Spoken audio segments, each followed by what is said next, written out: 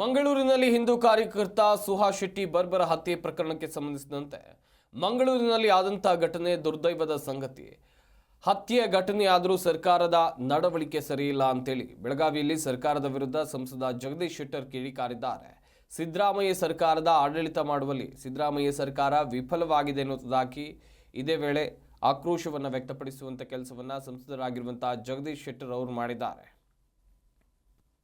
ಘಟನೆ ಇದೆಲ್ಲ ಭಾಳ ಒಂದು ದುರ್ದೈವದ ಸಂಗತಿ ಮತ್ತು ರಾಜ್ಯ ಸರ್ಕಾರ ಇದ್ರ ಬಗ್ಗೆ ಬಹುಶಃ ಹತ್ಯೆ ಆದಮೇಲೆಯೂ ಸಹಿತ ಯಾವುದೇ ರೀತಿಯಂಥ ಗಂಭೀರವಾದಂಥ ಒಂದು ನಡವಳಿಕೆ ರಾಜ್ಯ ಸರ್ಕಾರದಿಲ್ಲ. ಮತ್ತು ಭಾಳ ಮುಖ್ಯವಾಗಿ ನಾನು ಹೇಳುವಂಥದ್ದು, ಈ ರೀತಿ ಹತ್ಯೆ ಪ್ರಕರಣ ಮತ್ತು ಕೋಮು ಗಲಭೆಗಳು ರಾಜ್ಯದಲ್ಲಿ ಯಾವಾಗ ಕಾಂಗ್ರೆಸ್ ಸರ್ಕಾರ ಬರ್ತದೆ ಆ ಸಂದರ್ಭದಲ್ಲಿ ಈ ರೀತಿ ಕೋಮು ಗಲಭೆಗಳು, ಹತ್ಯೆಗಳು ಮತ್ತು ಅತ್ಯಾಚಾರ ಇವೆಲ್ಲ ಕಾಮನ್ ಆಗಿ ನಡೆದು ಬಿಡ್ತಾವೆ. ಅದೇ ರೀತಿ ನಿನ್ನೆ ಶೆಟ್ಟಿ ಅನ್ನುವಂಥ ಒಬ್ಬ ಯುವಕನ ಹತ್ಯೆ ಏನಾಗಿದೆಯಲ್ಲ, ಅದಕ್ಕೆ ಒಂದು ಉದಾಹರಣೆ ಅಂತ ನಾನು ಹೇಳಬಯಸ್ತಾ ಇದ್ದೇನೆ.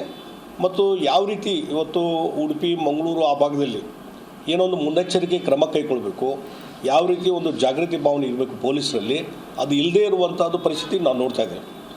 ಮತ್ತು ರಾಜ್ಯದ ಆಡಳಿತ ಭಾಳ ಡೀಲ ಆಗಿದ್ದರಿಂದ ಕಂಪ್ಲೀಟ್ ಅಡ್ಮಿನಿಸ್ಟ್ರೇಷನ್ ಕೊಲ್ಯಾಪ್ಸ್ ಆಗಿದೆ ಮತ್ತು ಲಾ ಆ್ಯಂಡ್ ಆರ್ಡರ್ ಮೇಂಟೈನ್ ಮಾಡೋದ್ರಲ್ಲಿ ಕಂಪ್ಲೀಟ್ ಫೇಲ್ಯೂರ್ ಆಗಿದೆ ಸಿದ್ದರಾಮಯ್ಯ ಸರ್ಕಾರ.